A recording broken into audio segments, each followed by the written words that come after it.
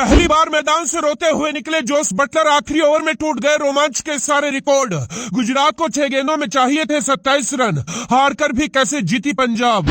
पहले श्रेयस अय्यर ने ज्वालामुखी बनकर उड़ाई धज्जियां, फिर पंजाब के गेंदबाजों ने पलट दिया पूरा मैच। आखिरी 12 गेंदों में हुआ हाई वोल्टेज ड्रामा, आग बबूला हो गए शुभमन गिल। पहले श्रेयस अय्यर ने दी अपने शतक की कुर्बानी, फिर पंजाब के इंपैक्ट प्लेयर ने रचा इतिहास। गुजरात की हार के विलन बने 2 खिलाड़ी, कैसे पलट गई जीती हुई बाजी। अहमदाबाद का नरेंद्र मोदी स्टेडियम, पंजाब के बल्लेबाजों ने 244 रनों का पहाड़ जैसा टारगेट खड़ा किया था। श्रेयस अय्यर और शशांक सिंह की जोड़ी ने तबाही मचाकर गुजरात के गेंदबाजों की धज्जियां उड़ाई थीं। लेकिन इसके बाद जब गुजरात के बल्लेबाज मैदान में उतरे तो पंजाब के गेंदबाजों के पैर कांप गए। साई सुदर्शन और जोस बटलर ने भीषण तबाही मचाकर मैच को एक तरफा कर दिया था।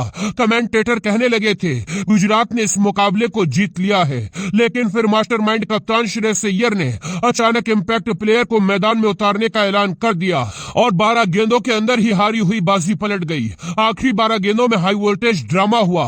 पहली बार जोस बटलर रोते हुए मैदान से बाहर निकले थे।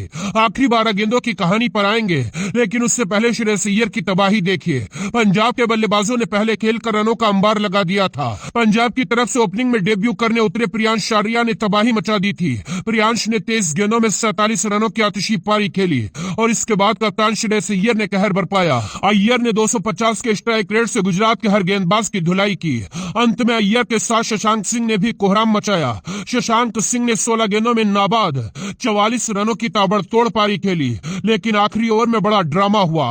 श्रेयस अय्यर 97 रन के स्कोर पर नॉन स्ट्राइक पर खड़े रहे और 20वें ओवर की पूरी 6 गेंदें शशांक सिंह ने खेली, यानी श्रेयस अय्यर अपने शतक से चूक गए। श्रेयस अय्यर ने 42 गेंदों में नाबाद 97 रनों की आतिशी पारी खेली। अय्यर ने 9 आसमानी छक्के और 5 चौके लगाए थे। पंजाब ने आईपीएल का अपना पहली पारी का सबसे बड़ा स्कोर बनाकर खड़ा किया था।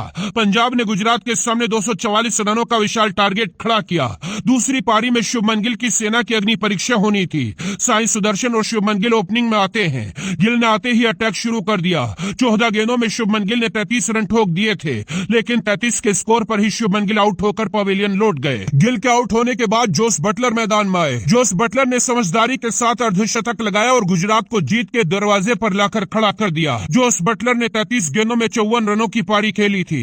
जोस बटलर गुजरात की सबसे बड़ी उम्मीद बनकर क्रीज पर खड़े हुए थे, लेकिन मार्को जॉनसन की गेंद पर जोस बटलर क्लीन बोल्ड हो गए। उनके साथ साई सुदर्शन ने भी 41 गेंदों में 74 रनों की धुआंधार पारी खेली। साई सुदर्शन ने 6 छक्के 5 चौके लगाए थे, लेकिन जैसे ही साई सुदर्शन आउट हुए शेरफेन रदरफोर्ड मैदान में आते हैं। मैच कांटे की नोक पर था। कमेंटेटर 50-50 बता रहे थे, लेकिन तभी श्रेयस अय्यर ने बड़ा दांव चला और इंपैक्ट प्लेयर के तौर पर घातक गेंदबाज विजय कुमार व्यस्क को मैदान में बुला लिया। विजय कुमार व्यस्क ने पहले ही 2 ओवर में तबाही मचा दी। व्यस्क की गेंदों पर शेरफेन रदरफोर्ड बेबस दिखाई दे रहे थे, लेकिन इसके बाद भी शेरफेन रदरफोर्ड और राहुल तेवतिया ने 19वें ओवर में 18 रन ठोक दिए थे। आखिरी ओवर में गुजरात को 27 रन की जरूरत थी, लेकिन अर्शदीप की पहली ही गेंद पर राहुल तेवतिया किस्मत से रन आउट हो गए। इसके बाद दूसरी गेंद पर रदरफोर्ड ने छक्का लगा दिया और तीसरी गेंद पर 2 रन लिए, लेकिन चौथी गेंद पर रदरफोर्ड भी अर्शदीप का शिकार बन गए और गुजरात इस मुकाबले को 11 रनों के मामूली अंतर से हार गई। इस रोमांचक मुकाबले में गेम चेंजर